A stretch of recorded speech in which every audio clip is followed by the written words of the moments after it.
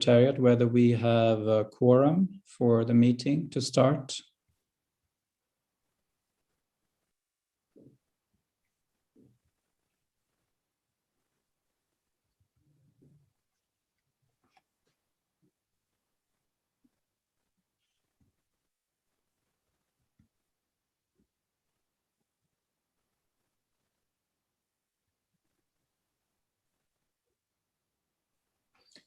And I would also like to ask interpreters if the interpretation is working as it should between all three languages. Yes, Chair, the interpretation is all set for today. Thank you for that. And I will wait then for the Secretariat to verify the quorum before we start the meeting.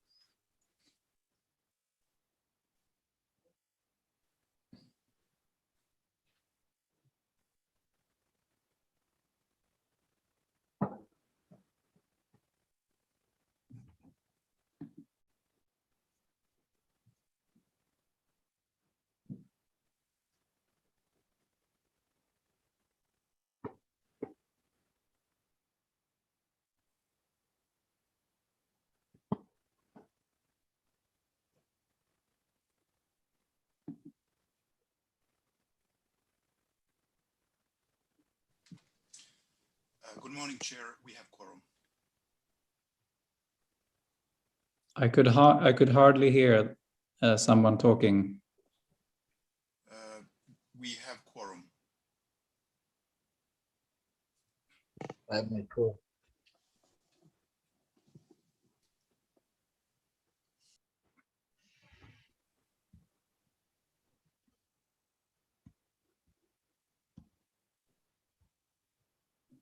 Good morning, Chair. Can you hear me now? Yes, I can hear you now. Thank you. Mikko, can you hear sorry me well? about that problem.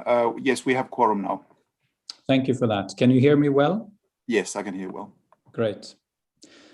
Well, good morning, good afternoon, and good evening, colleagues. I hope you all had a good night's sleep wherever you are. I know we are all in different time zones. I'm here in Stockholm where it's 14 hours in the afternoon, 6 degrees Celsius. We are approaching the bright time of the year here in Stockholm. Sun goes down 7:45. As you know, we have a much darker period in the winter time, where when our vitamin D levels drop dramatically. Actually, that's not what I'm going to talk to you about. I will open the meeting, and I will tell you that we have a few changes on the timetable for today, and I would like to go through them with you. First of all, we will start after this with a dialogue with the civil society organizations, and we will then move on to the agenda item number 10, further clarification of definition of innovation under the Adaptation Fund. Then we will continue the discussion from yesterday on agenda item 11B, And then finally, we will have a discussion on the agenda item 11C, application of ESP by implementing entities. This means that there are 2 agenda items that we should have discussed today that will be moved to the following day. And that is agenda item 11A, strategic discussion on objectives and further steps of the fund and potential linkages with the Green Climate Fund. And also the report of the accreditation panel will be moved to Thursday.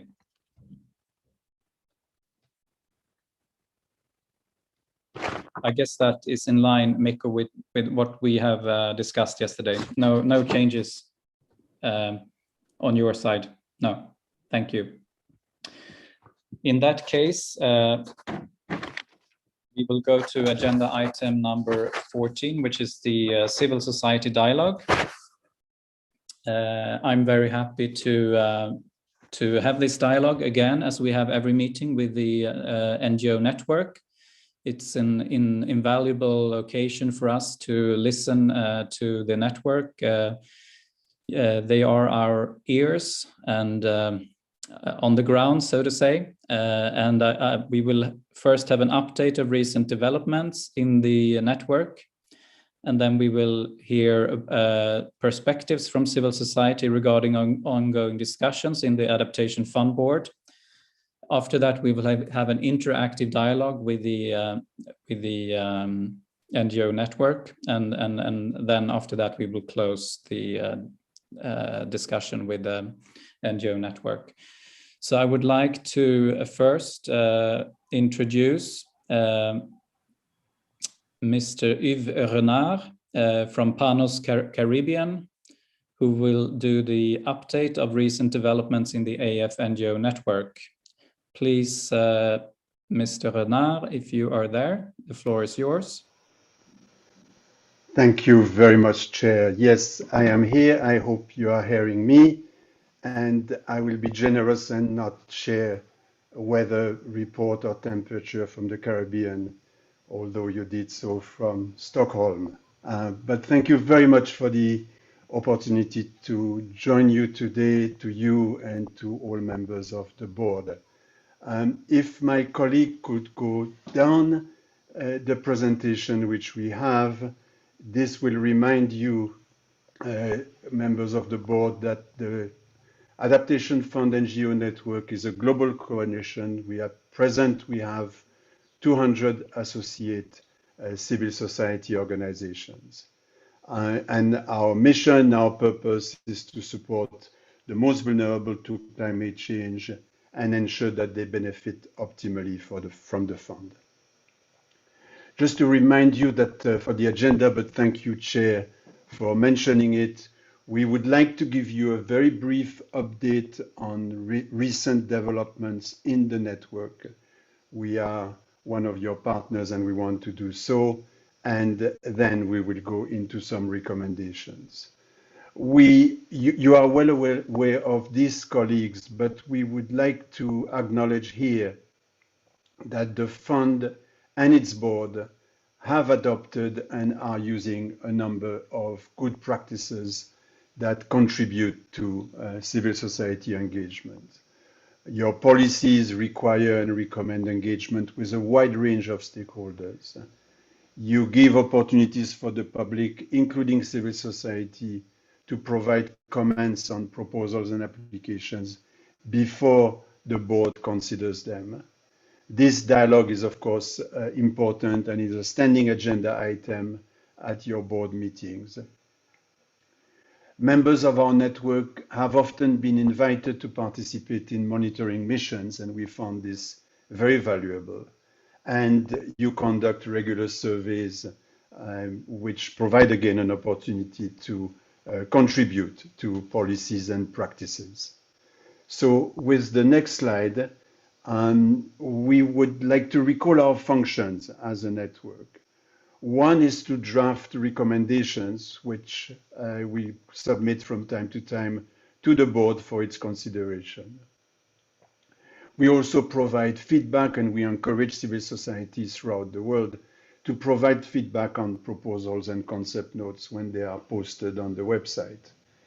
We conduct independent assessments of projects while they are implemented in a positive, constructive way to assist with implementation. And we engage with the decision makers that are part of the Adaptation Fund network at the country level. We also help civil society to understand better what the fund is doing and how it contributes to adaptation in their respective countries. We also share experiences and lessons learned, and of course, we participate in and contribute to this civil society dialogue. So we are now in a process of institutional strengthening for this Adaptation Fund NGO network, because we believe that we can further enhance and make civil society engagement more sustainable in climate finance generally, but of course with the Adaptation Fund. And we would like to ensure that the network is and remains a permanent, legitimate and transparent mechanism through which civil society can have a voice and therefore strengthen that climate finance landscape. So our focus in this process is to design and put in place a solid governance structure. We want to formulate and implement a strategy for financial sustainability so that this network can indeed be viable over the long term. And we want to design and put in place communication systems as well as capacity building activities for our membership that promote the active engagement of that broader civil society community. So in doing so, we have identified a number of principles which we feel should be guiding that process of institutional strengthening. First, we're not in the business of setting up a new bureaucracy, so we want whatever we come up with to be flexible, to be efficient. We want it to be inclusive and promote active participation. We don't want to be gatekeepers of civil society engagement, but facilitators of that engagement within the fund. Therefore, we need to be representative and legitimate, of course, and we've agreed that the best way to operate is to be decentralized, and we're working on the concept of regional hubs. We also want, of course, to be transparent and accountable to you, the board, accountable to the Secretariat, to the countries, and to our civil society constituency, while remaining independent and therefore able to perform our role effectively. So at present, and thanks Kavya for the next slide, we are focusing on a few issues that internally we are debating. One is to clarify and sharpen our objectives and our functions. One is to confirm our mandate, and you will recall that the fund's medium-term strategy is very clear on the relevance and importance of civil society engagement. We want to clarify our membership. We are asking ourselves if we need a legal personality or if we can be a little bit more flexible and use the legal personality base of an existing institution. In a sense, we want to set up a structure and a governance arrangement that is balancing efficiency with inclusion. And we also looking at our partnerships and how we position ourselves on the global landscape. And of course, in the same way that the fund discusses its relationship with the GCF or the GEF, we discuss our relationships and our positioning with respect to the other NGO networks and groupings in the world. And we are working, as I said, on this concept of regional hubs. So in conclusion, Mr. Chair, colleagues, our message to the board, and we can come to the end when we go into the discussion. We first, and we really appreciate this opportunity, we would like you to be informed of our progress. We're doing this today, and if you are amenable to this, we would like at each board meeting to be able to keep you informed. We would very much welcome your feedback and your recommendations. And of course, we want to ensure that whatever we do in this process of strengthening would add value to the work of the fund while responding optimally to the needs of civil society. And this can only be done through dialogue.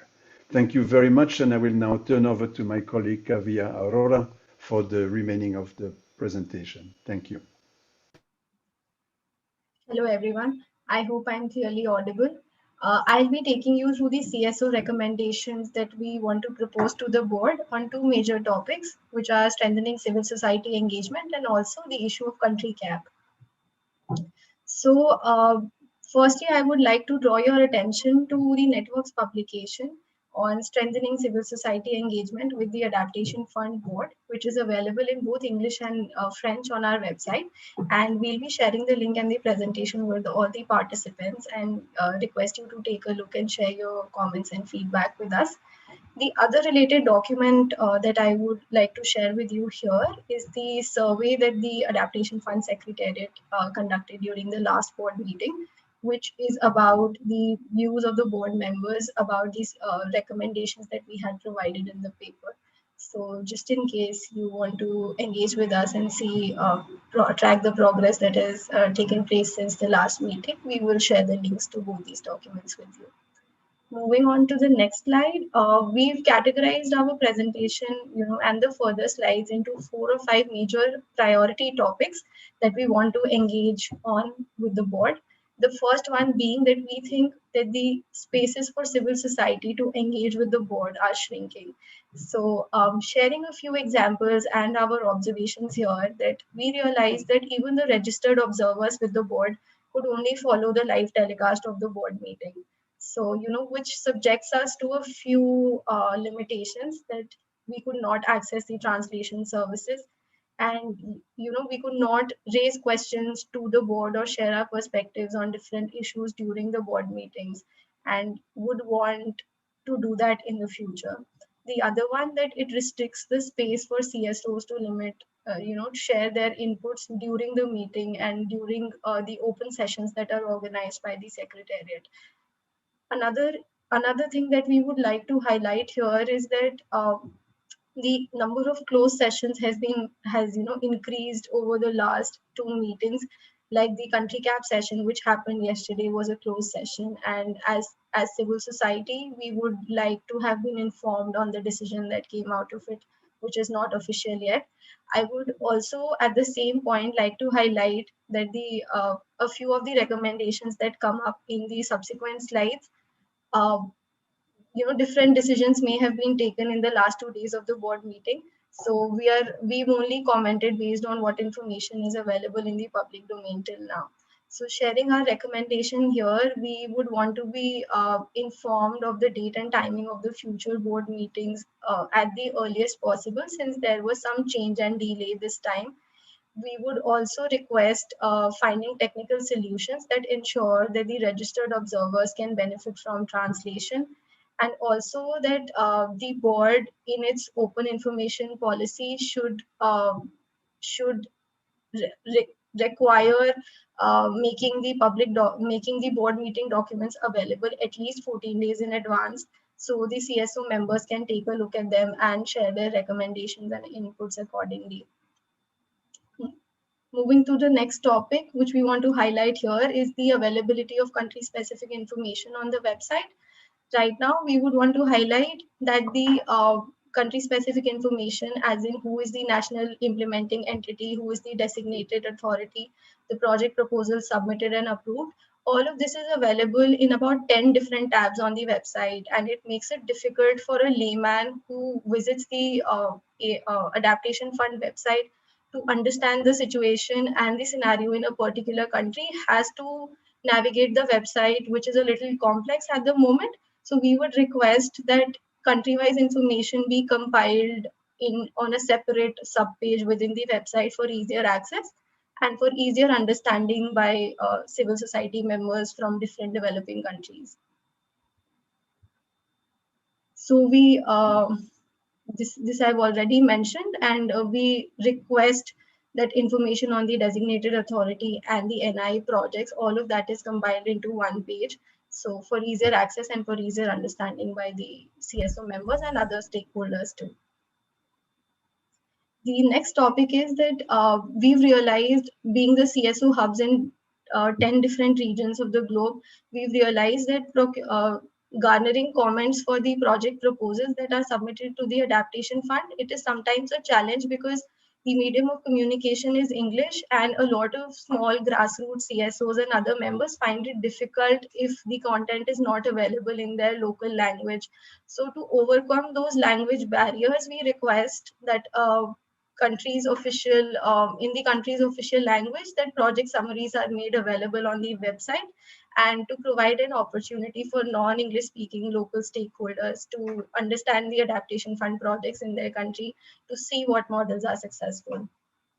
We also recommend here that the board prepare a template for short project summaries, which becomes mandatory for the organizations to fill when the projects are approved by the Adaptation Fund, and also to avoid issues regarding accountability and reputational risks, as was mentioned in the last board meeting document that was released online.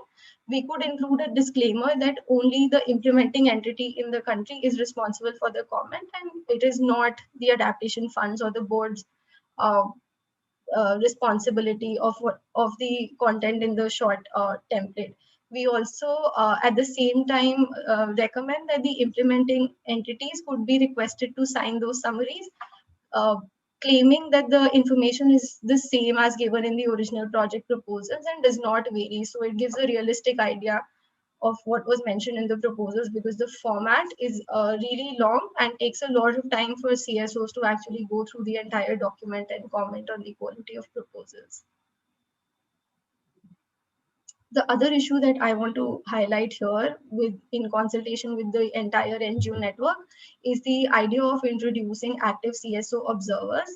And as you can see on the slide here, we've done a small comparison of the Adaptation Fund with other climate funds, such as the GEF, GCF, and CIF.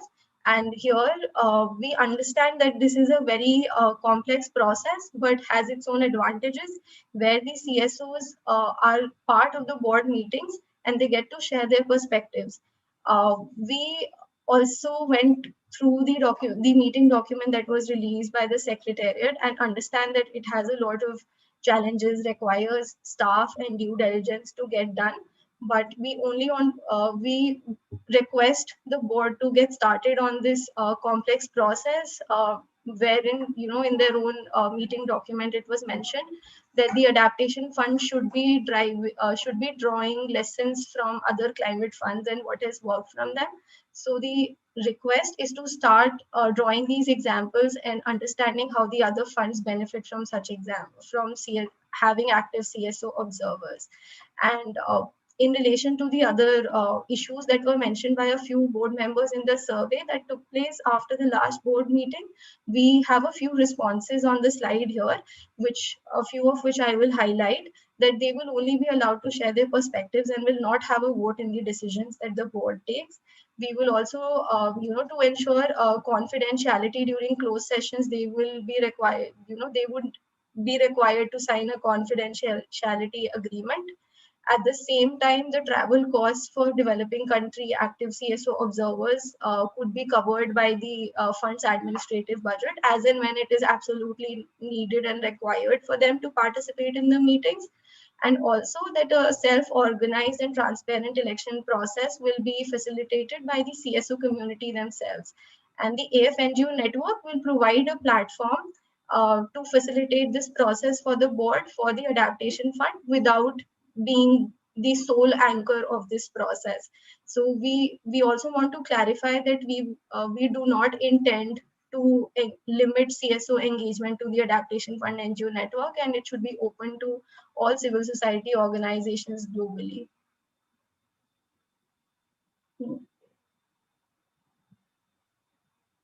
So we just want to widen the perspectives and share that with the AF board, and it will not be restricted to the members of the network per se. So another recommendation that we have on the same issue is that the AF TOG, the evaluation committee, can evaluate how the AF performs, the adaptation fund performs with regards to civil society engagement in board meetings compared to the other major climate funds. And they may also request, the board may request the secretariat to develop different scenarios on how it's practically possible to introduce the active CSO observers, and which can progress with the forthcoming meetings in the next few years by collecting examples and by understanding how much time will this process take, how feasible it is for the board and the secretariat to be able to do that. At the same time, we think that the board may want to task the AF secretariat to assess the feasibility of introducing private sector observers, as was mentioned by a board member in the survey responses. But this should, however, not stop the progress and the action on introduction of active CSO observers to the AF board meetings. The last, but not the least issue that we want to highlight in this CSO dialogue is lifting the country cap on the AF funding. And here we would like to share a few country-specific examples of the issues that we've identified in this specific context. So India is one country that is nearing its country cap. There's barely 0.2 to 0.3 million dollars that have not been accessed. But I would like to bring to your attention that the last project in India was approved about 4 to 6 years ago, while the adaptation needs have grown. India being a development country, this is a major challenge in terms of accessing climate finance. And I am sure that a similar situation is applicable in a lot of developing countries which are prone to climate risks. At the same time, the other issue that we've identified is that only one national implementing entity is applicable for accreditation with the adaptation fund. And here are a few country examples that I want to share with the members present here. In Mexico, the NI was accredited in 2012, but at the moment there are no running projects. The only running project was a readiness grant that was funded in December 2020. So we realized that this becomes an issue for other eligible and willing entities in the country to register themselves as NIs and access funding from the adaptation fund. The other thing is that an accredited entity might have a focus on one sector, while the adaptation needs of the country may be broader generally. So, and even in India, another example to support this claim is that the that the NIE, which is NABARD, is accredited with both the adaptation fund and the GCF. While the process of accreditation with GCF is pretty complicated, but we realize that a lot of smaller entities are not eligible or do not have the resources to accredit themselves with the GCF. But at the same time, since adaptation fund only approves one NI, they are also not able to access this funding. So in the situation where we have multiple NIs that can get accredited, a lot more entities will be able to access the funds that adaptation fund brings to the table.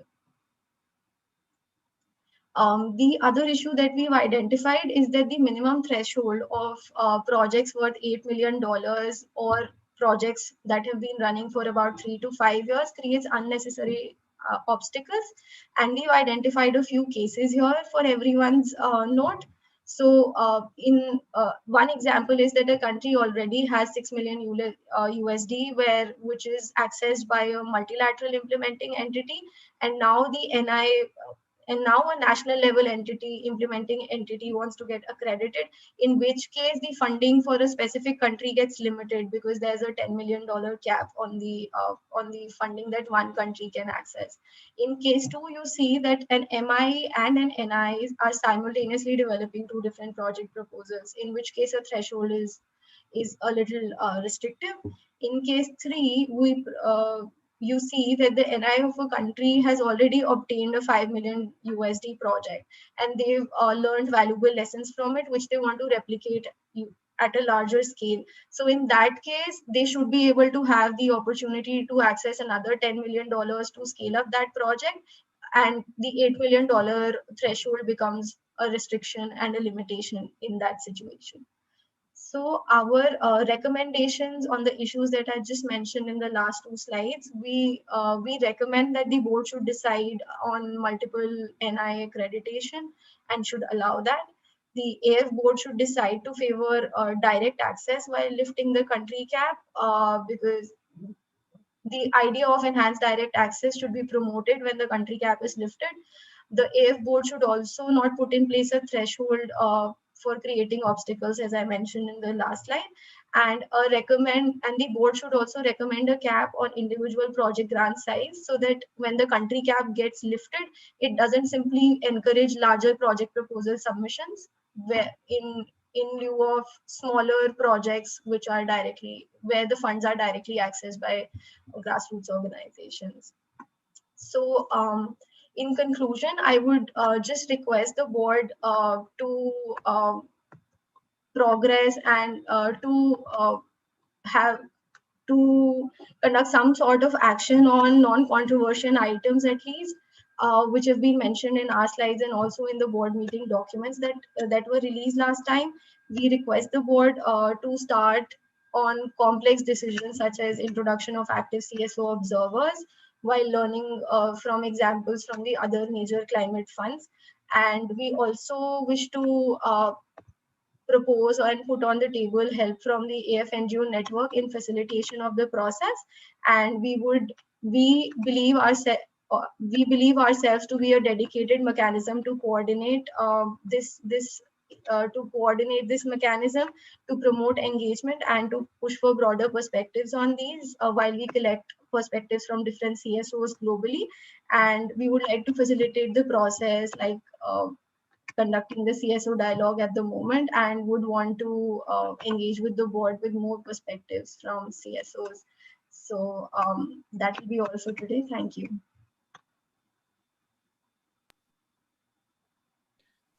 So thank you very much for those two presentations, Kavya Aurora and Uwe Renard. It was very interesting to get a lot of the suggestions. Of course, I have seen before, but some of them were also new, so it was interesting to see. And I would like to recall that tomorrow the board will have a discussion on possible ways to strengthening CSO engagement with the board.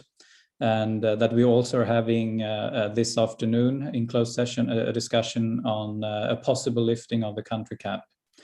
But now I would like to invite the members of the board if they have questions or comments or other suggestions in relation to your two presentations. Thank you.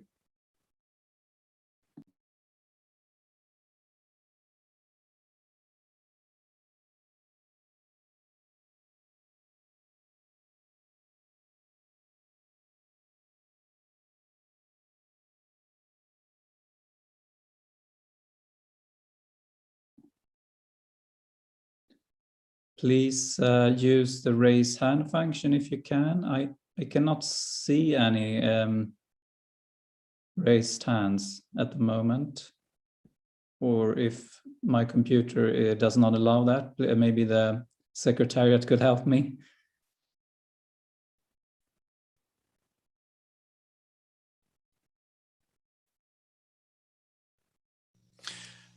Chair, the Secretariat does not see any raised hands either. No, there seems to be a raised hand from Claudia, Germany. Thank you. So Claudia, you have the floor.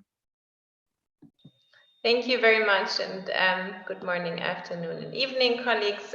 Thank you very much to the NGO network for participating and presenting your recommendations. I think we're looking forward to engage with you, and as already been said, I think some of the recommendations we're already familiar, and we will take them in due consideration. I have maybe two questions that are not directly related to the presentation. It's just more one in relation to the project proposals of this meeting. I'm not sure if we received comments from you or if there was anything you wanted to raise, because I wasn't aware that we've, I think, received comments. So just this one question. And then a second question more generally related to climate finance and the green and the COVID, the recovery from COVID. I was just wondering how this issue is being discussed within the network, and if there is anything in particular that you want to raise regarding that issue. Thank you very much. Thank you, Claudia. I think I will also let Patience ask a question before I leave the floor back to the CSO. Patience, you have the floor. Thank you very much, Chair. Good afternoon, good evening, or good night. Let me thank the two presenters for their presentation. I just wanted a clarification on one of the recommendations or one of the points raised in that the project proposals, or something to the effect that the information is not in the local language. I'm just assuming that during a project proposal, if there's stakeholder involvement, it should also be encompassed at the local level, because I'm just trying to figure out how the board will be able to do that in terms of what is being done on the ground. I hope you get my question, because I'm assuming that while the project is being formulated or even being implemented, one would expect that the local communities will be involved. So all those things should be done on the ground. I'm just wondering how, from the perspective or from the side of the board, how you expect us to do that. So maybe if you can give some explanation, I'll be grateful. Thank you. Thank you, Patience, for that question. For the moment, I don't see any other hands raised. So I would like to then give the floor back to Yves Renard and Kavya Arora to respond to the questions. Thank you very much, Chair, and thanks, colleagues, for the questions. I think I will ask my colleague Julia Grimm from German Watch to respond to the first question, which had to do with the comments on the proposals for this meeting, and maybe ask Kavya to respond to the last question regarding the language. Concerning this very broad question, Keller, on the question of COVID recovery, I'll be very honest, very little, and that's one of the reasons why we see the need to structure ourselves better, so that we can actually facilitate discussions. I mean, civil society is very engaged, of course, on the ground in terms of trying to understand what this recovery means and how, and the implications for inequality, etc. But we would like to be able to. So that's, I think, a justification for our effort. Hope this helps. But yeah, very little for now as a network.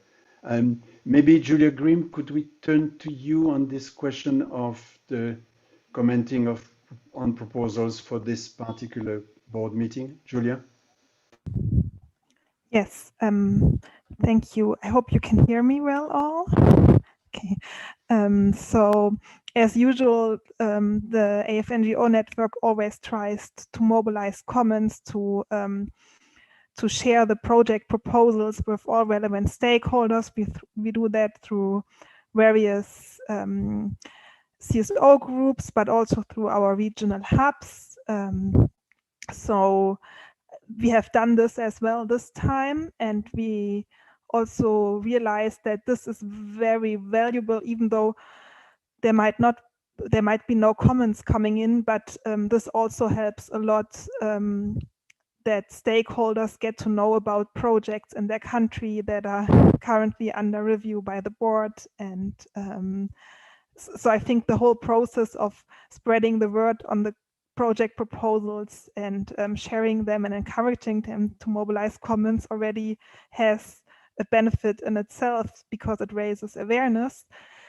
But as we also said, it's a challenge because project proposals are very long. The CSOs usually do that on top of their work, and we also think it shouldn't be international CSOs or CSOs not from the region that look at those proposals, because the Secretariat does already a really good assessment of those proposals. I think the information that is very valuable is the information that's maybe not written in the proposal and that can be read in the proposal.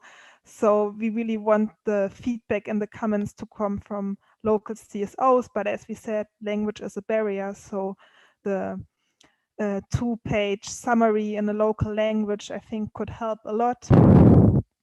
And also it depends. Often in a few countries, we have a good network of CSOs that we can reach out to. And for other countries, we're still looking to broaden our network of CSOs.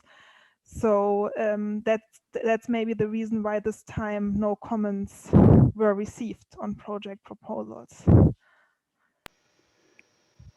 And Chair, if I could share a small anecdote, is that in the region that I'm involved in, there was actually only one proposal, and we found it excellent.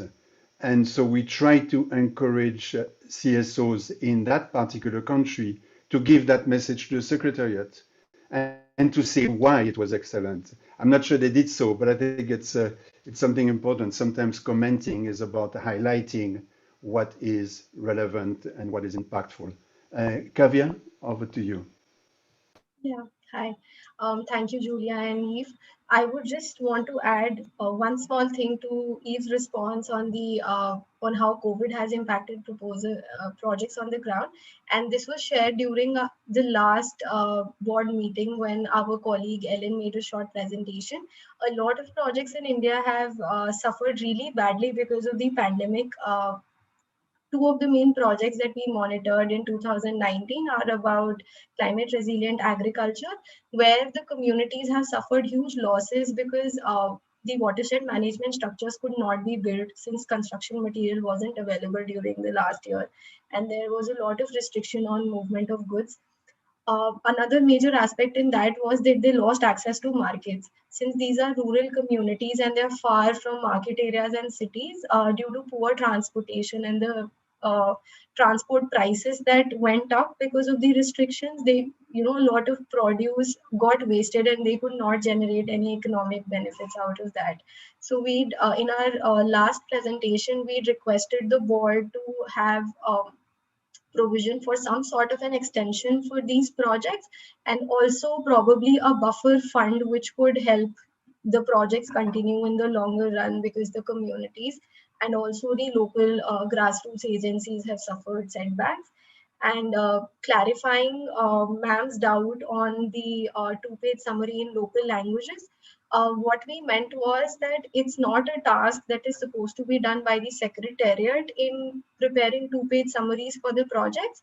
What we intend to propose is that while the projects are approved and submitted, we request uh, the the implementing entities to actually prepare a two-page summary in a local language, so that the kind of input that Julia just mentioned, that to understand the relevance of the project in the local context, the local CSOs in that country who may not have read the proposal earlier or who may not have been contacted while the proposal was being developed, they are able to understand what is being proposed, what are the models, and what are the impacts that this project aims to generate. So that's an add-on to all the documentation that the adaptation fund needs while they approve the projects. So it's a task that gets done by the implementing entity and not the secretariat per se. So that's what we meant when we recommended that. I hope that clears your question, that answers your question.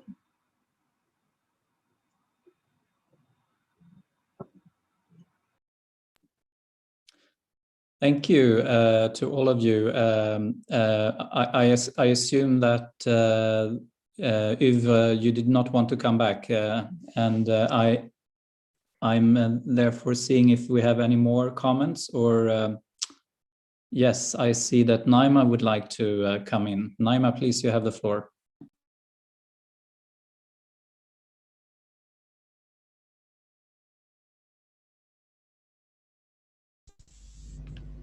Hello. Thank you, Chair. Can you hear me? Yes, I can hear you.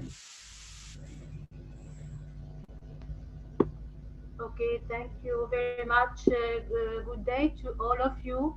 I would like to thank Steve and Kavya for the informative presentations.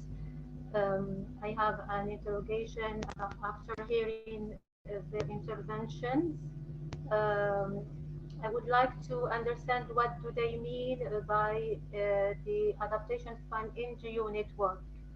The agenda item refers to the civil society, which might comprise all organizations that are not associated with government, including universities, research community, professional associations, cultural institutions, the media, even businesses sometimes are covered by the term civil society. But listening to both of you, Eve and Kavya, I felt that you are referring only and limiting the organizations to NGOs, to organizations representing communities, recipients of the Adaptation Fund in locally. So if this is the case, maybe, or if it is not the case, like if I am wrong, maybe I would propose to change NGO by CSO. In case I am wrong, I'm not wrong. I would propose to enlarge your network to other organizations, especially universities and the private sector, if possible.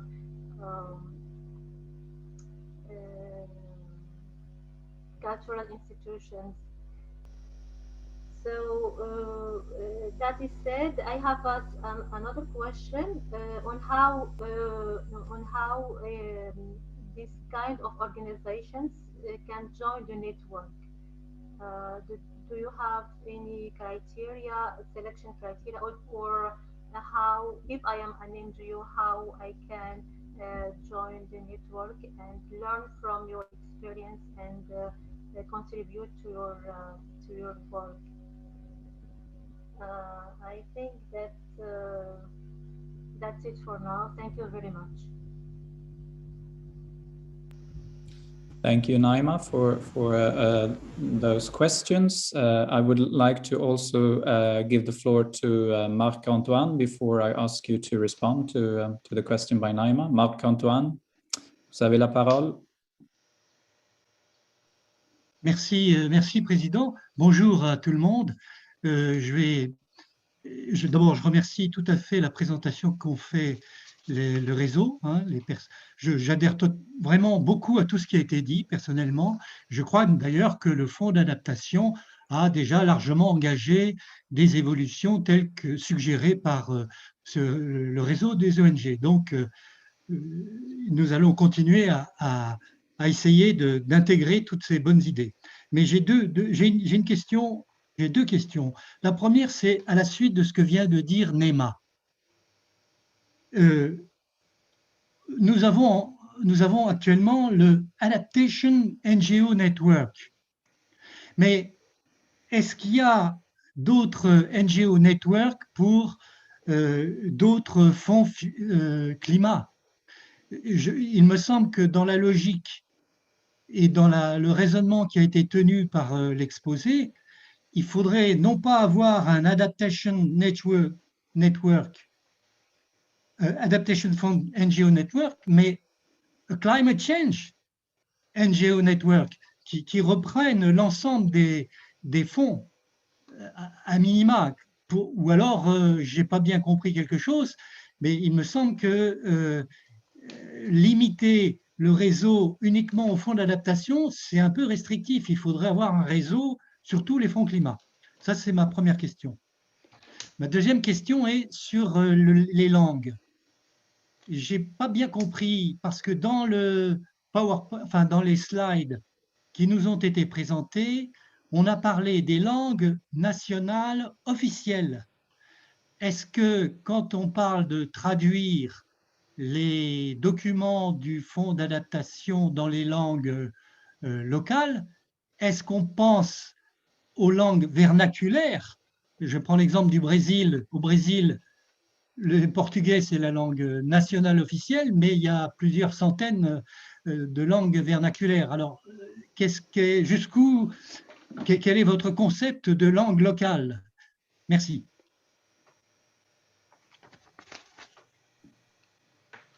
Thank you, Marc-Antoine, for those interesting questions. I would like to give the floor now back to the CSO, the AFNGO network, to respond. Yeah, thank you very much for renaming us. I think that's the direction in which we're going. Thank you very much for the two questions, because these questions are in effect recommendations as well, and we really welcome them. First, on the question of the definition of civil society, we totally agree that civil society includes all the organizations that are not in the market and that are not public agencies. The name NGO, I think, is an inheritance from an earlier period where engagement from the non-state actor was primarily non-governmental organizations. So I think this is exactly the kind of issues that we are examining now in our review process. And I would not be surprised if we go towards even a renaming, but at least certainly reflecting a broader understanding of what is civil society. And in terms of the criteria, we do have the criteria now on our website. They're pretty clear. The joining is simple. But again, this is another thing that we want to clarify. We want to review those criteria in consultation with our network in all the regions and see if it should be modified. So apologies for using only your first name, Naima, because I don't know your full name. But thanks for this question. We take it as a recommendation that we should indeed be more inclusive. And on the question of the civil society architecture, Monsieur Marc-Antoine, this is also a very good question. Our feeling is that it is worth having networks that are dedicated to specific institutions and specific funding mechanisms, but that there should be some sort of coordination among them, and there should be a link. So this is, I think, where we will be going. So we would like to remain an adaptation fund network, but recognizing that there are differences of philosophies and so on with some of the other networks, but being able to show the linkages between those, because indeed, in answer to your question, there are networks, similar networks existing with the other three main funding mechanisms for climate in the world. On the question of language, I don't think we have, Kavya, you may want, because this is of course very relevant as well to India, which is if we want to communicate properly, then vernacular languages are also very relevant. So Kavya, can I turn to you for this? Yeah. Just a small clarification, sir. When we meant by what we meant by local languages was the local language that is being that is the official language of the country. So, say for example, for India, it will be Hindi. A lot of grassroots organizations do not understand English that well, but even if it's Hindi and their vernacular is different, it's easier for them to get it translated from someone who's available locally or from some resource person that they know through their work. So in that case, it just becomes a little more easier for them to access and understand what is the crux of the proposal. So we did not mean for them to translate it into different vernacular languages, but the prevalent language in the country that majority of the population understands, so that most of the CSOs can go through the proposals and share their feedback on them, if any. I hope that answers your question. And I would maybe also like to add on this, as you said, Kavya, most of the CSOs in the network also that we reach out to do speak at least the official language of the country, and it makes it easier. And of course, in an ideal world, those proposals would also be translated into those local languages. But I think starting with the official country languages would already help. And also to maybe comment on the first question from Naima, I think, as Yves said, it's basically we need to change our name because we include all types of CSOs, and that's also what we made clear on our website. It's from even cooperatives or community-based organizations, all kind of civil society organizations working on gender, youth organizations. So I think that's already the case that we're open to it, but we might think about changing the name. And in the past also we have collaborated already on quite a few occasions with the other funds CSO networks. So not only you, the board, during board meetings are thinking about how to strengthen synergies and coherence with the other climate funds, also the CSO networks started this process and an exchange and want to take that ahead. But I think all funds vary quite much in terms of their CSO engagement opportunities and have their particularities. So to ensure efficient engagement, I think, as my colleague Yves said, it's important to have fund-specific CSO groups as well. But at the end, when we look at the local level, most of the CSOs we work with are all engaged in various climate funds, and there is already collaboration taking place. So it is our aim to also strengthen that in the future, creating more synergies with the other CSO networks as well.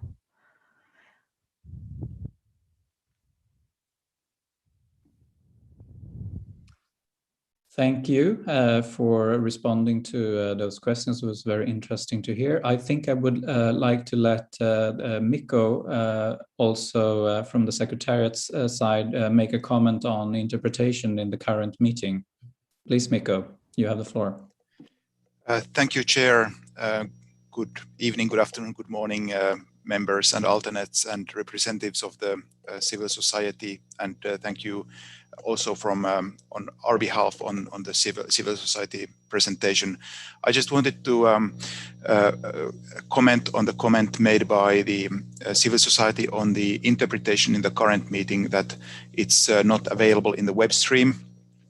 And on behalf of the Secretariat, I would just like to apologize for the inconvenience. We tried to solve one issue that was obvious in the previous virtual meeting, which was to do with the delay of moving observers out of the meeting and back in when we are changing between closed and open sessions.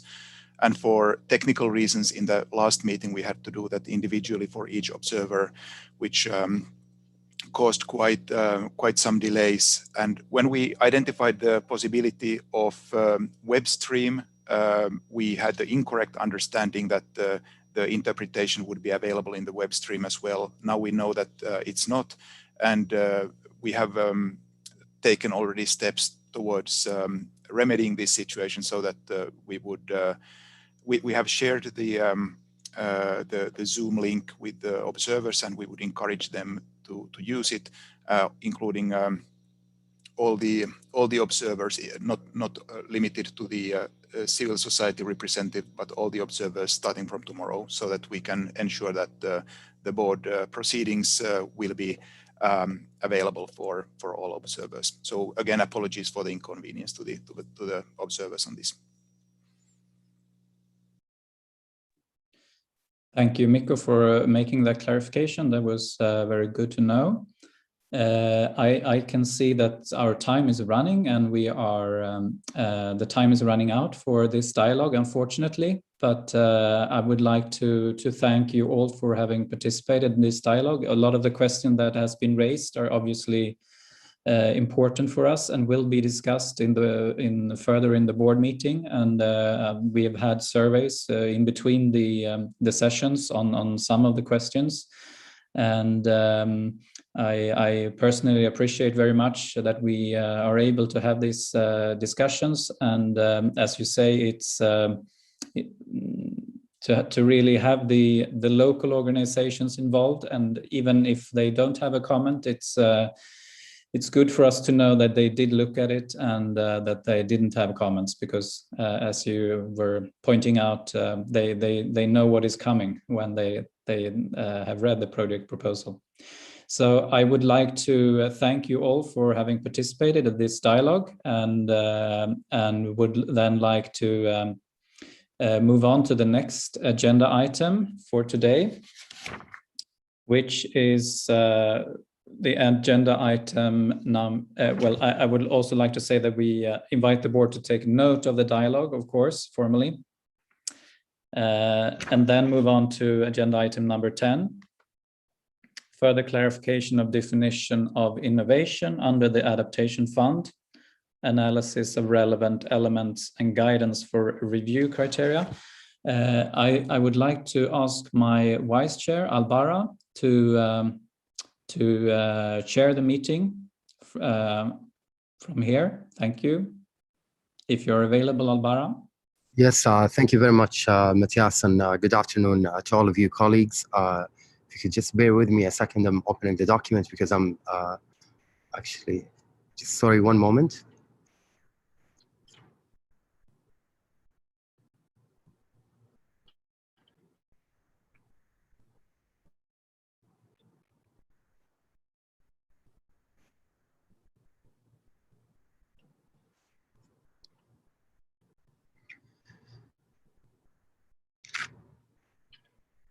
Yes, hello, and good afternoon, good evening to you colleagues. Apologies, I'm actually in a business trip, first one in 2021, so I'm just switching locations, so bear with me with the connection. Apologies for that. Thank you, Chair, for handing over to me this agenda item. And now we move to agenda item 10, which is further clarification of the definition of innovation under the Adaptation Fund. And I may hand over to Saliha to give us a presentation. So Saliha, you have the floor. Thank you, Vice Chair. Good morning, good afternoon, good evening, members of the board, alternates, observers, and colleagues. I will, as mentioned by the Vice Chair, present the item under the document, which I hope you've had a chance to see, document AFB/B36/8.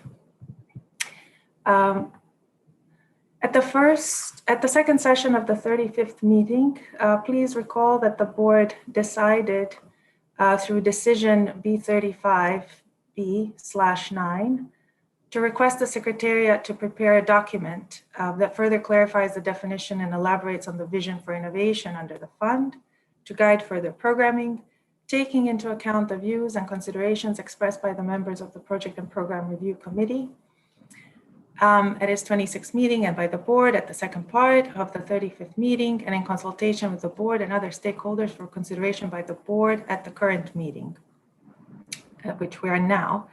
It also asked the Secretariat to present, as part of this above mentioned document, an analysis on the relevant elements related to innovation and adaptation, including but not limited to definition of innovation, innovation rationale, innovation review criteria, risk appetite, and so on, to establish a task force composed of board members, which would guide the work. And as you may recall, the 6 board members were in fact appointed to guide this work. And lastly, the decision requested the Secretariat to prepare guidance on review criteria based on these discussions. Next slide, please. Just as by way of a quick reminder of the context, this work builds on the work that has been laid out in the medium-term strategy, which itself builds on the Paris Agreement, as well as the 2030 Agenda for Sustainable Development. As you know, the Paris Agreement explicitly refers to innovation in its Article 10, Paragraph 5, accelerating, encouraging, and enabling innovation as being critical for an effective long-term global response to climate change. And as such, the medium-term strategy innovation pillar has defined 4 expected results, which are successful innovations rolled out, viable innovations scaled up, new innovations encouraged and accelerated, and evidence-based generated. Next slide, please. Following this, the innovation facility was set up in order to offer small and large grants through 3 different windows. This includes small grants of up to $250,000 to be awarded to vulnerable developing countries through the following routes. One is directly through the fund's national implementing entities. So this direct access was launched, modality window was launched in December 2018 at COP24. The other small grant mechanism, or the MIE aggregator mechanism, was launched in November 2020, so just recently. It is now named Adaptation Fund Climate Innovation Accelerator. It's a $10 million US dollar mechanism, and it has received a top-up through UNDP, one of the partners, by the European Commission, which was originally a pledge to the Adaptation Fund in December of 2018. And the third window is the large grants mechanism, which is for grants of up to $5 million each, available to NIEs, MIEs, and RIEs. And as you know, the initial call for proposals is just about to be launched, pending approval of the fund, of the board. Next slide, please. The Innovation Task Force so the Secretariat, under the guidance of the Innovation Task Force, and this was throughout the intersessional period between the second session of the 35th meeting and the current 36th meeting of the board, worked to further elaborate the vision, definition, and other relevant elements of innovation, which which are presented in the document here. And the program of the work, in fact, comprised of 2 main phases. In the first phase, which took place during December 2020 and January 2021, the task force members were invited to build on the board's prior work on innovation by participating in a series of one-on-one interviews. This was facilitated or assisted by external consultants. And this explored what the vision and definition of innovation might look like for the fund. The task force was provided with a report that synthesized their contributions. The second phase took place in February 2021, and the task force held a virtual meeting facilitated by the Secretariat, which was focused on seeking responses to each of the elements that the board detailed in the decision B35B/9. And I will go briefly over the discussions that took place and the main actually outcomes of those. Next slide, please.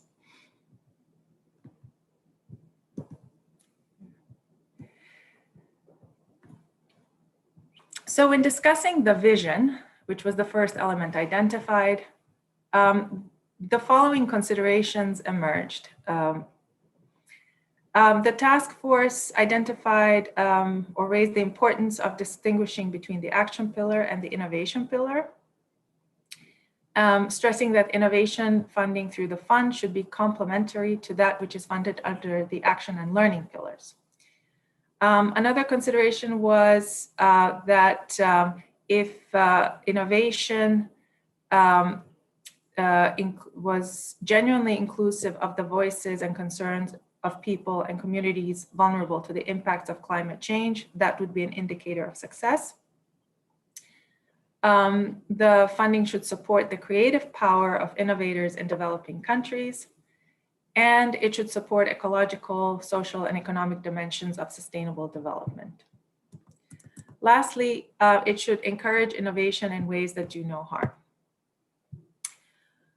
Taking on board this main considerations, we try to distill the vision as follows. It is, of course, in the document, but I will read it out.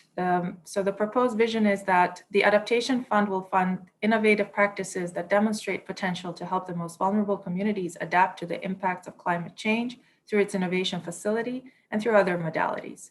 It will fund a broad range of projects and programs underpinned by a strong innovation rationale, thus creating a portfolio of diverse and locally appropriate innovation projects and programs.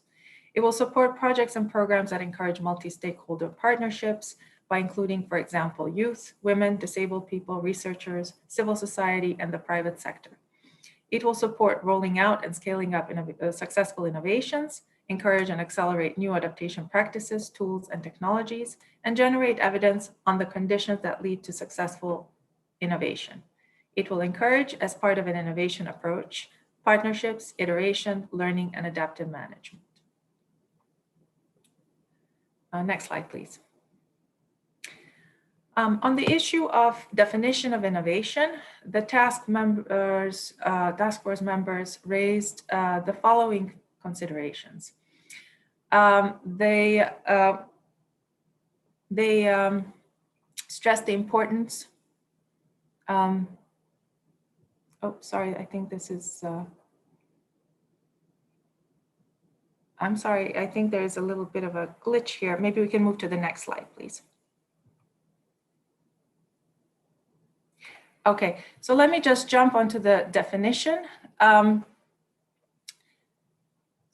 proposed definition here is that under the innovation pillar of the Adaptation Fund, innovation is understood as the creating, testing, deployment, or diffusion of new, adapted, or improved adaptation solutions developed contextually and with the inclusion of the communities most vulnerable to climate change, to enable those communities to become more resilient to climate change.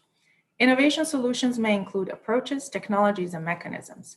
Innovation projects and programs differ from concrete adaptation projects and programs under the action pillar in the nature of their stakeholder engagement, including with unconventional actors, and in the emphasis on iterative deployment where change, learning, and new information is embraced and can take innovation projects and programs in different directions.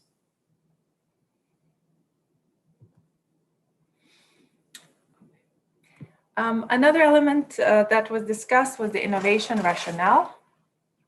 And this and following elements were also then reflected in the criteria or the guidance regarding the criteria. On the innovation rationale, the considerations that were discussed included what makes a proposal innovative and the consideration to how innovation contributes toward addressing a defined climate vulnerability problem. So this is what is relevant, what is important to include in the innovation rationale.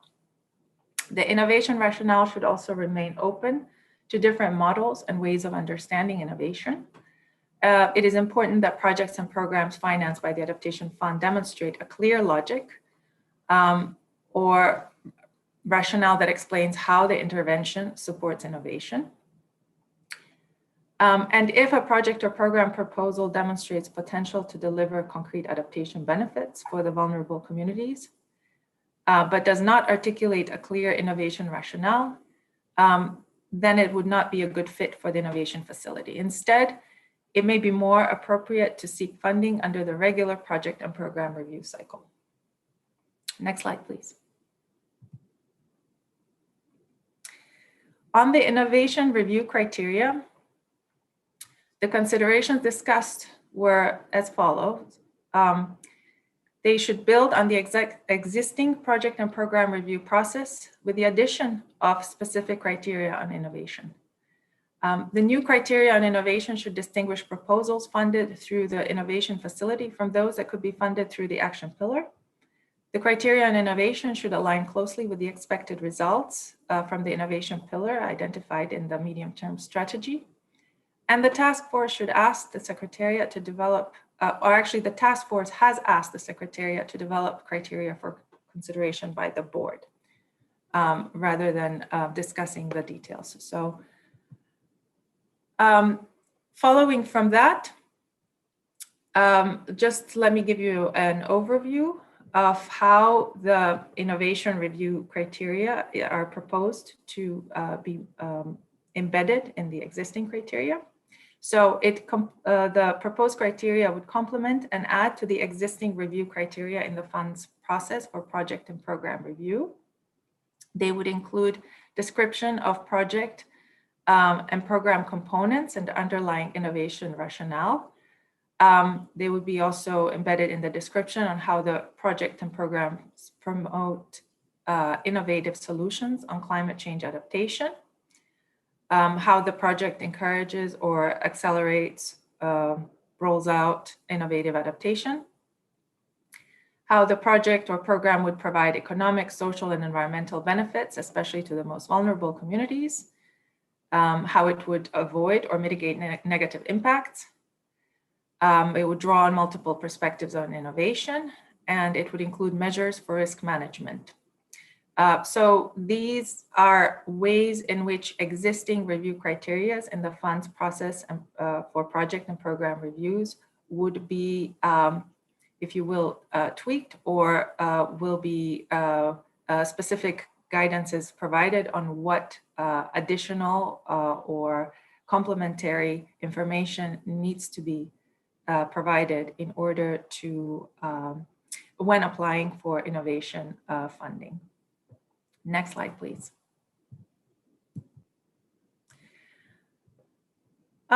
Regarding other elements that were identified in the decision, such as risk appetite, institutional support arrangements, innovation, and innovation in the context of COVID-19, they were discussed. And there were some others that were not, we didn't get to discuss, but of those that have been discussed, after discussion, we can say that no parameters were proposed regarding specifying a desired risk envelope. It seems that there is openness to a range of levels of risk under the innovation facility, and that the flexibility or risk appetite, the extent of it, may vary according to theme or sector. Regarding institutional support arrangements, there is an interest and it seems then therefore a possibility to explore options to develop some kind of institutional support arrangements or technical partnerships to support the work of the innovation facility. However, there hasn't been more specific input or guidance on this element. And also at this stage, the task force did not make any specific suggestions or recommendation on innovation, specifically in the context of COVID-19. So with all that being said, the proposed recommendation has been written out in a way that encompasses really or reflects different scenarios or different levels of ambition for taking this work forward. And I will read it out. The board may wish to consider document AFB /B36/8 and decide to adopt it and or determine a way forward, and to request the Secretariat to develop, under the guidance of the Task Force for Innovation, a report further refining the elements above, taking into consideration the programmatic developments of the fund and the fund's relevant stakeholders and board members for consideration at its 38th meeting. Thank you.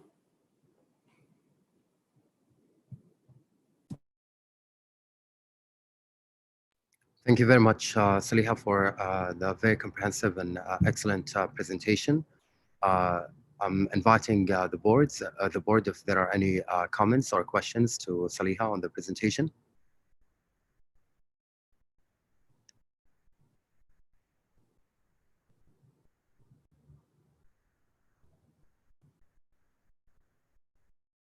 So I don't see anyone asking for the floor.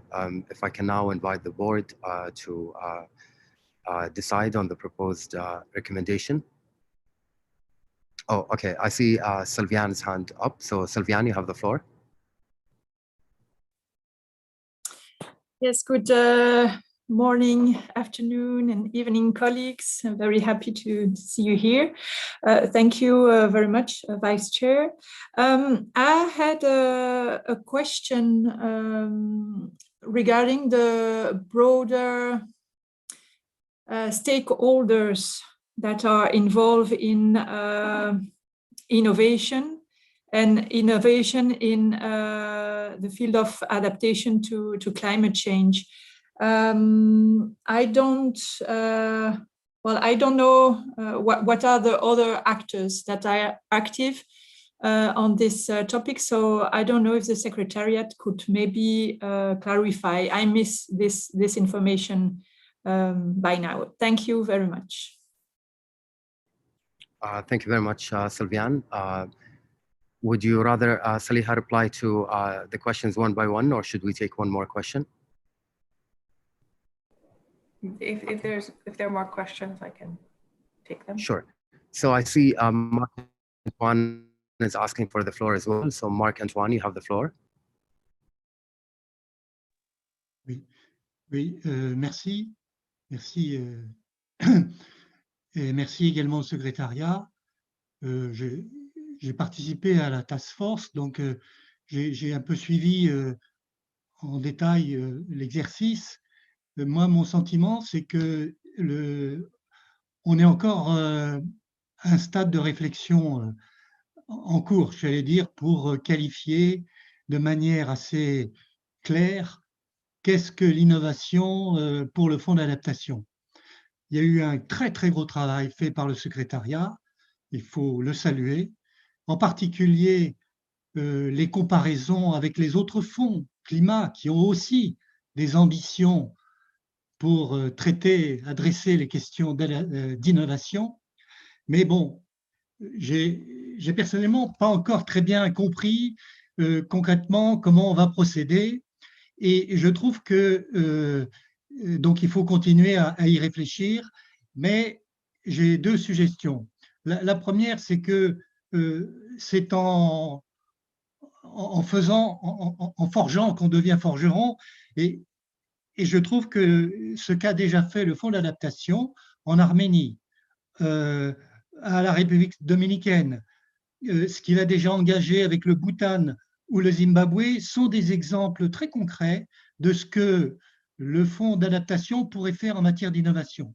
Donc moi, je pense qu'il faut partir sur des choses très concrètes en acceptant qu'on puisse pas avoir des définitions très carrées, très claires dès le départ. Et la deuxième remarque, et compte tenu de la complexité quand même du sujet et du souci que nous avons tous de faire quelque chose qui soit de la valeur ajoutée dans l'ensemble des fonds climat, est-ce qu'on n'aurait pas là intérêt à faire la jonction avec ce qu'on a vu hier comme étant les advisory groups du AFTERG, qui sont censés être un peu des brainstorming sur des thématiques complexes et innovantes. Je me demande s'il ne faut pas faire l'articulation entre ce travail de la task force sur l'innovation et ces advisory groups de la FTERG. Juste un questionnement. Merci.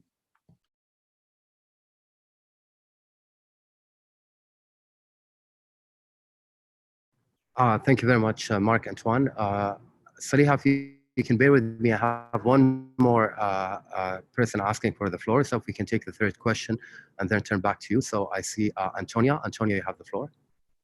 Thank you, Mr. Vice Chair, and thank you very much, Saliha, for the good presentation, the Secretariat and the task for all their work on this important matter. I think I would agree with many things in the paper, that innovation should entail approaches, technologies, and mechanisms, and also financial mechanisms, perhaps somewhat related to what Marc-Antoine has just said. On some points which were raised or stated in the paper, I wondered whether there have already been discussions on how to operationalize these things. So the paper states that there's a certain degree of flexibility needed when it comes to the project and processes. So did you already discuss how this could be reflected in project proposals and then while the project is ongoing itself? And then perhaps also related to the call, which is foreseen for the large grants. Could you, for example, define outcome-based indicators, and then with this leave some flexibility how these can be achieved even, while projects are implemented? And so my general question would be whether discussions already went to this level of detail, how things can actually be implemented, which are now defined and outlined in the paper. Thank you very much. Thank you, Antonia. Now back to you, Saliha. Thank you very much for the questions. To address Sylviane's question, so the discussions concerning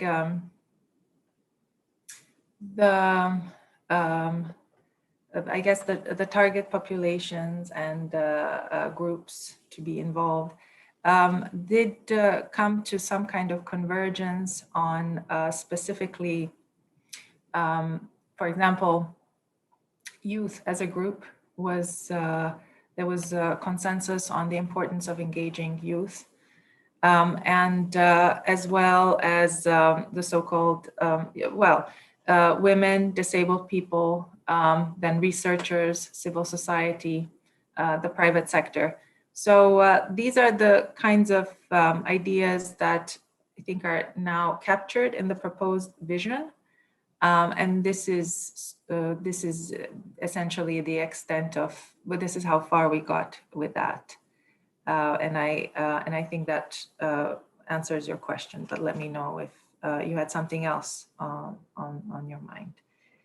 In the meantime, let me respond to Marc-Antoine's comment or question.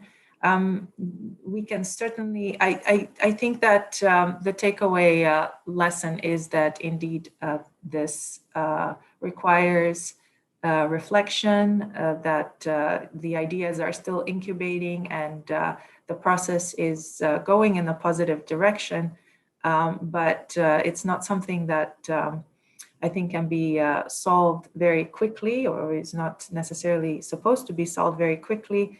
It is also an iterative process for us, and I think that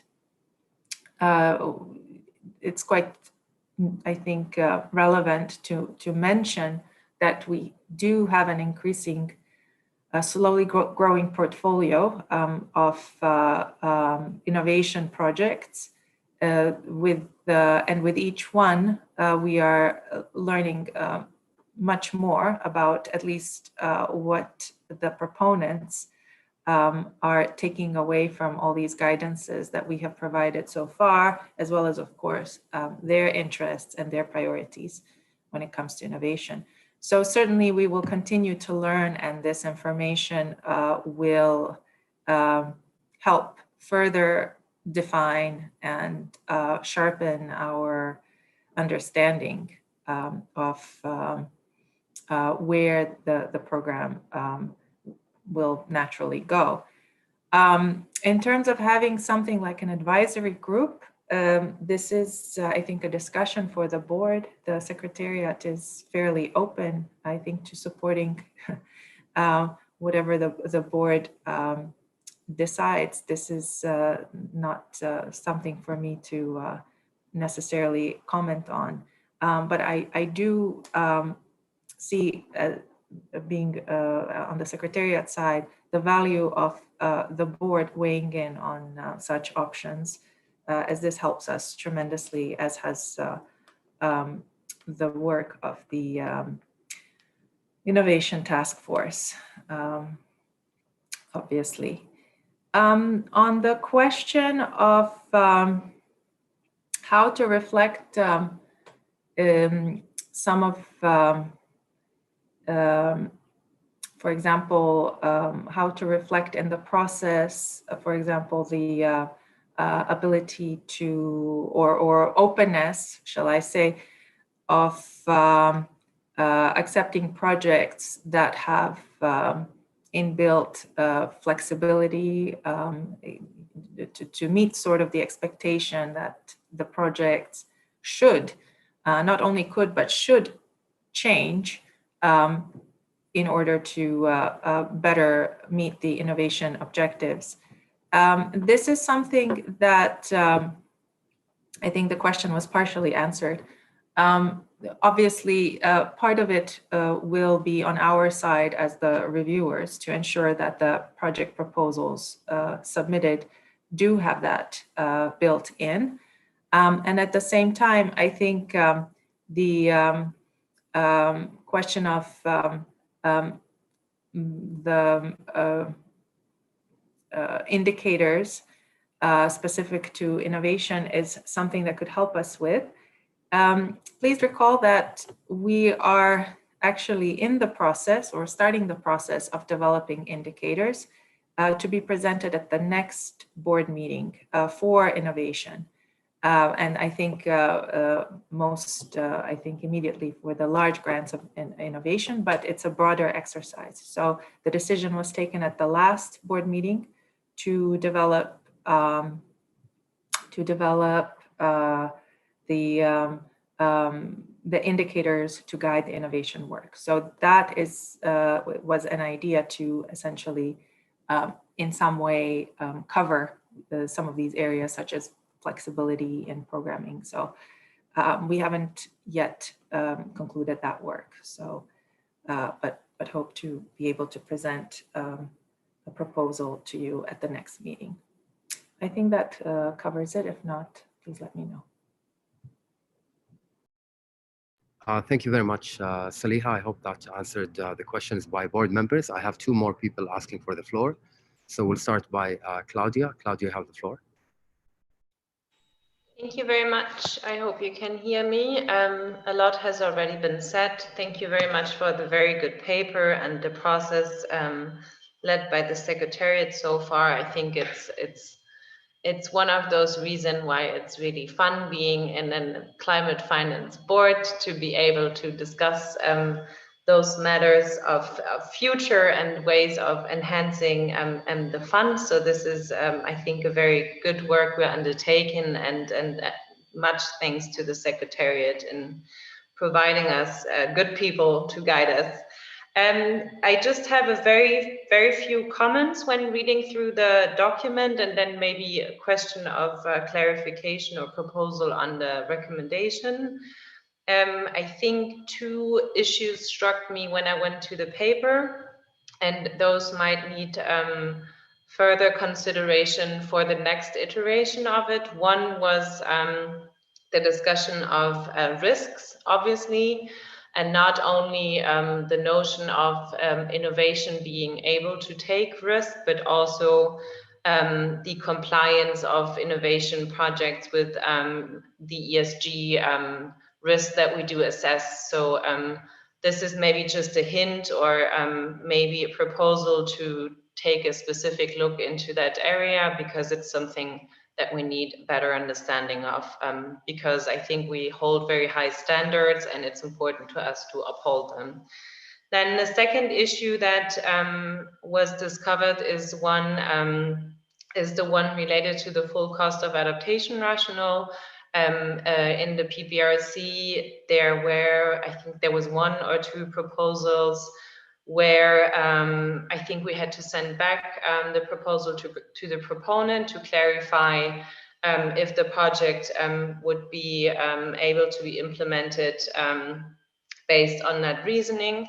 And I think this is something that we should also have a closer look at, especially because I think what we're pointing out is that innovation will be facilitated through multi-stakeholder processes, and one of those stakeholders obviously being the private sector. So I think this is an issue to take into consideration. My understanding, though, Celia, please confirm, is that this will be looked at in the paper on the full cost adaptation rationale that will be presented to the next PBRC. But just again, to point out, those kind of thought processes belong together and should consider kind of the ongoing processes. Then I think Marc-Antoine made the point. I think AF Turk could maybe be involved in this process, because I think what is important for innovation obviously is a thorough review. So I think to be strong in this process, I think we can most certainly benefit from a strong review of the projects and programs that we did already develop. And then maybe one last very nitty-gritty question. I think one issue that in the PBRC came up quite often is a justification of learning coherence and coherence with other funds, and just a question if, when asking a proponent to present the innovation rationale, how much would this justification be? How much is this based on existing experience? So how are we gaining the information on the specific innovation element, and what is enough for us to trust the proponent that he has all the information needed to justify that this is innovative? And I think those are the four comments. And for the decision itself, I was wondering if we could be a little bit clearer. I'm just looking at the last decision, which mentioned that the paper should look into a definition, innovation rationale, innovation review criteria, and so on. And my proposal would be to also have a clearer kind of recommendation going ahead of what it is that we intend to do. Thank you very much. Thank you very much, Claudia, for the question. I have one more board member asking for the floor. Young, you have the floor.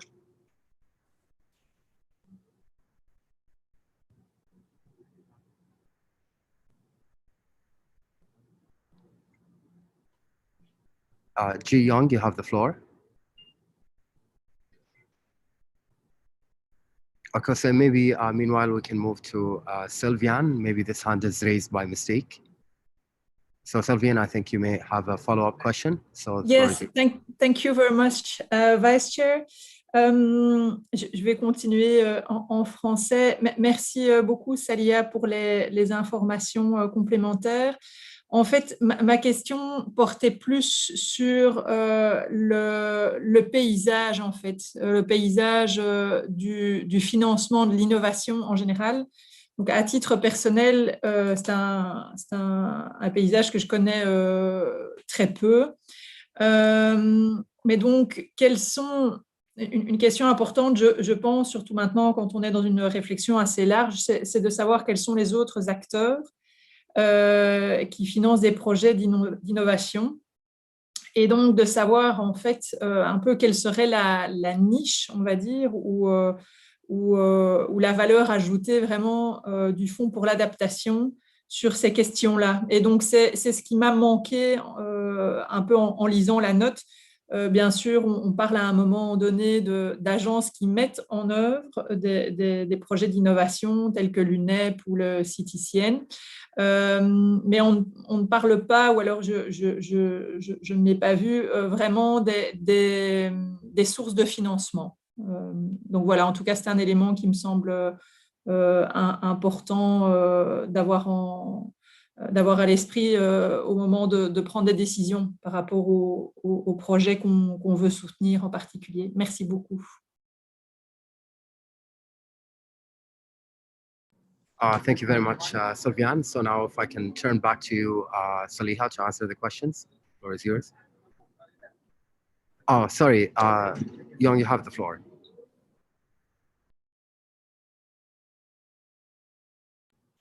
I believe you are muted.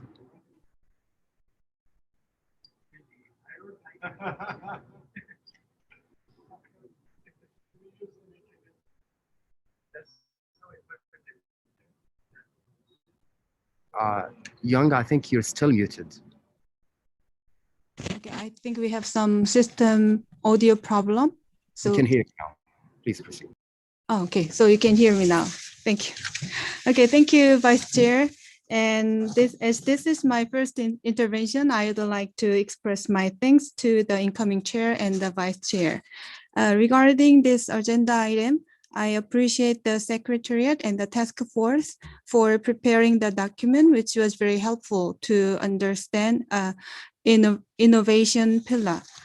Based on the document, I wish that the Secretariat will further develop and specify the related items to support meaningful discussion in future board meeting.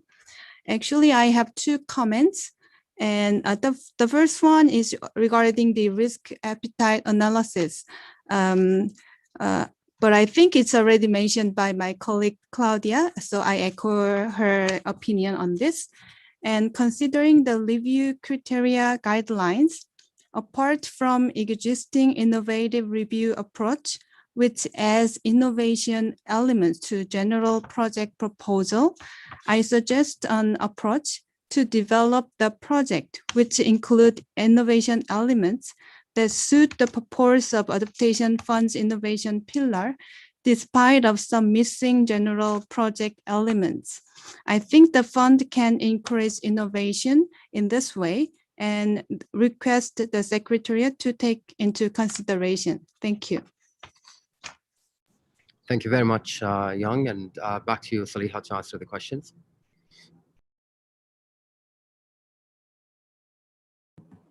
Thank you for the questions. I guess I will start with both Claudia and Jiyoung's comment on the risks.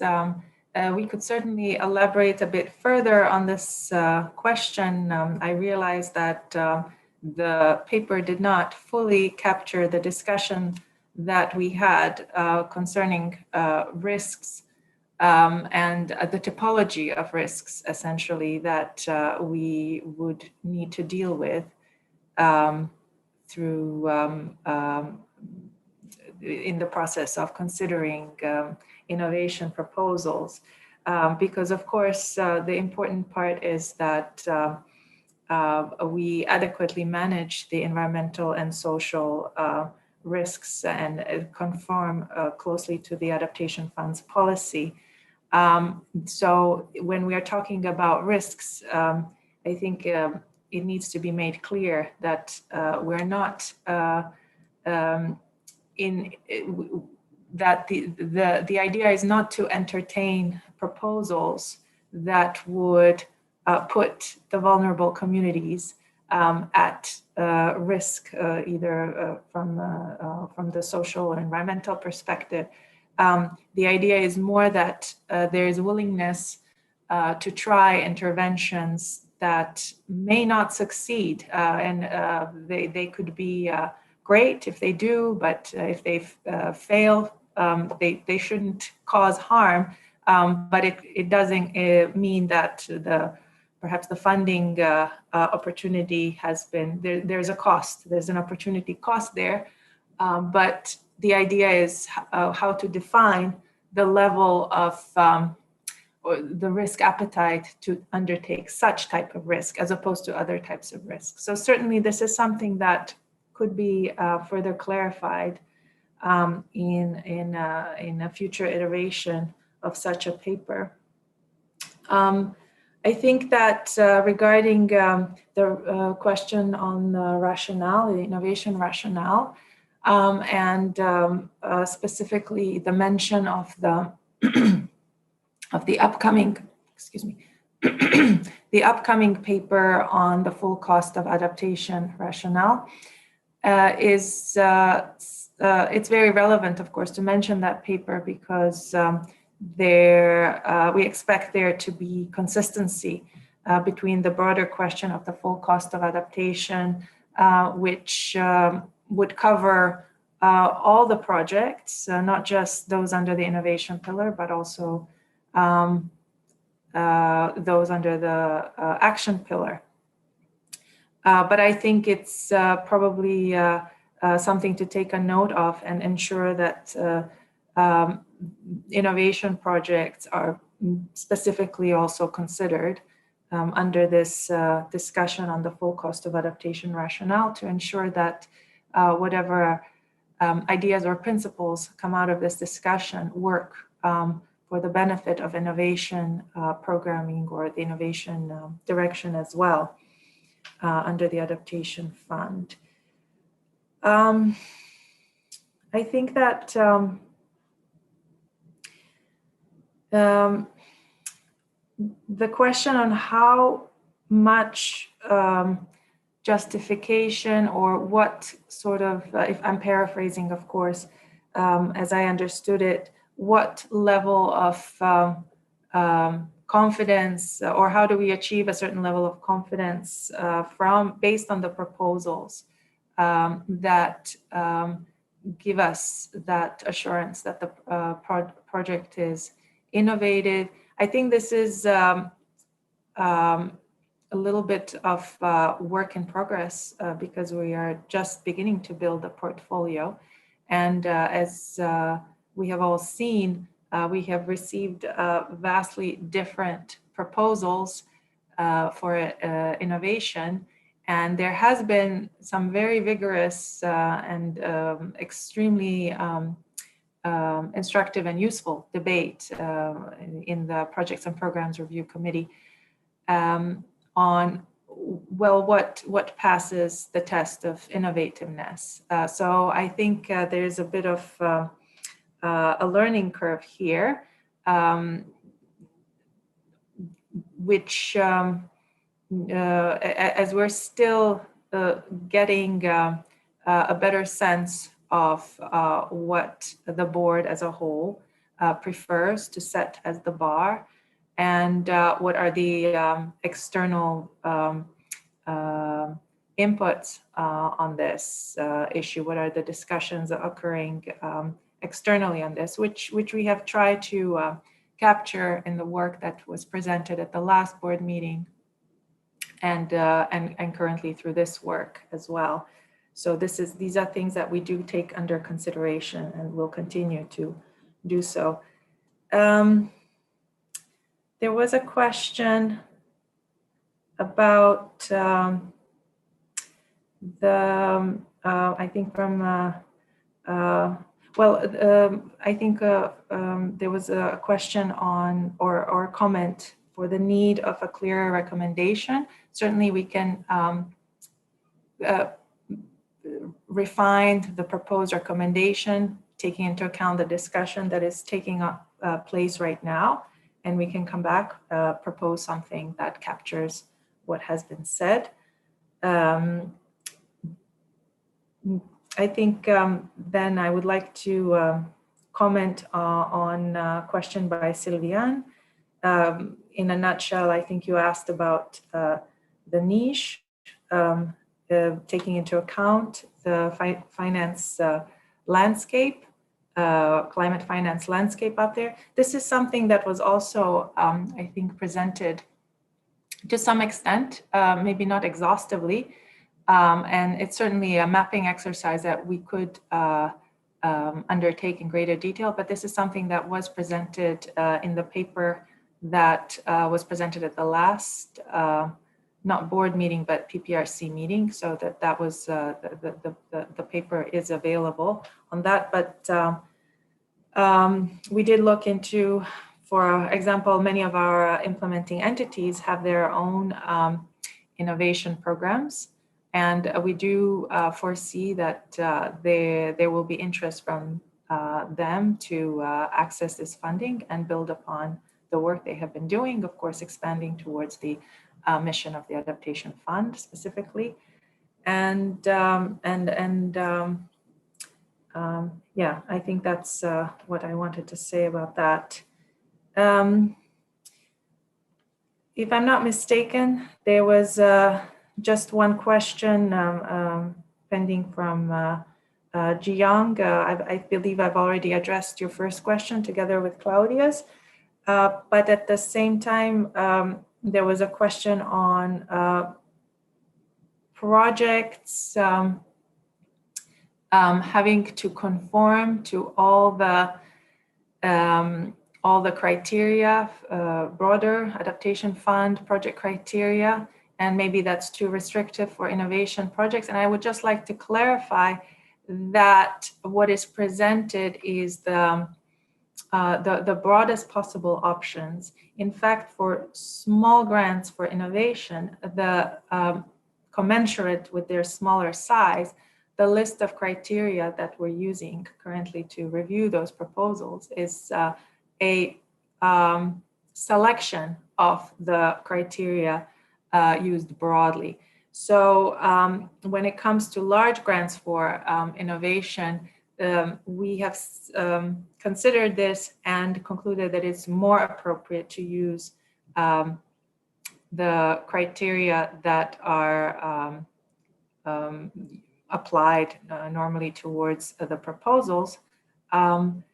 And which criteria will be applied also varies based on whether a proposal is a single country one or a regional one. So with the large grants for innovation, it will be possible to implement either single country or regional proposals. So the final list of criteria is varies depending on whether it's a large grant for a single country, large grant for a regional proposal or a small grant.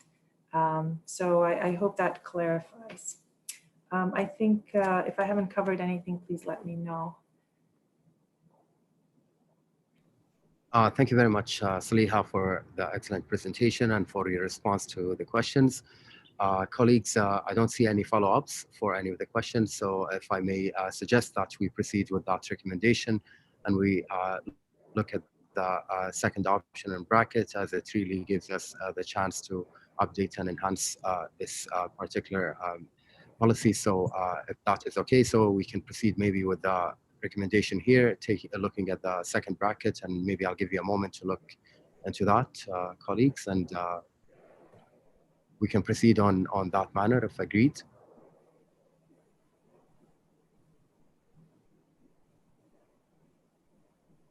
Okay, so I see no further comments. So this is agreed. And oh, Claudia, you have the floor.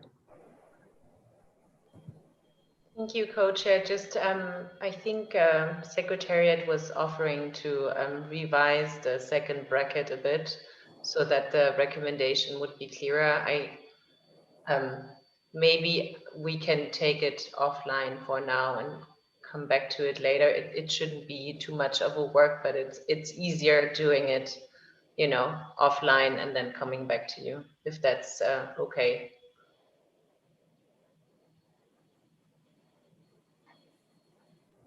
I believe given the virtual setting would be fine, definitely, to work offline and maybe present that back to the board once this is agreed. And we can take another shot at it.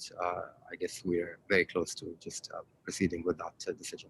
So thank you very much. And thank you, Saliha. Thank you, colleagues. And now back to the chair, Matthias. Matthias, you have the floor. Thank you, Albara. We are at almost at 16 hours, 5 minutes to 16 hours Stockholm time, which means that we have been almost 2 hours in the board meeting. And I would therefore suggest that we would have the break now to allow the interpreters, especially for a rest. So I would suggest that we restart in 20 minutes. And then we will have the agenda item 11B. So if that is acceptable, I would like maybe ask Mikko if it's a good moment also before going ahead. Thank you, Mr. Chair. Yes, that sounds like a very good plan from our perspective as well. I would just like to remind that this would be a closed session as the same agenda item was discussed in a closed session yesterday, and the same would be for the item around after that. So based on the current plan, we don't see further open sessions for today, which would be probably a good point for the observers to note.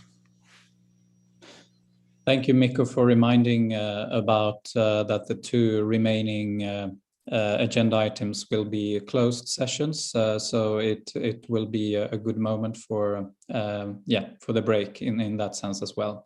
So I will see those back. We should be back in 20 minutes. Thank you.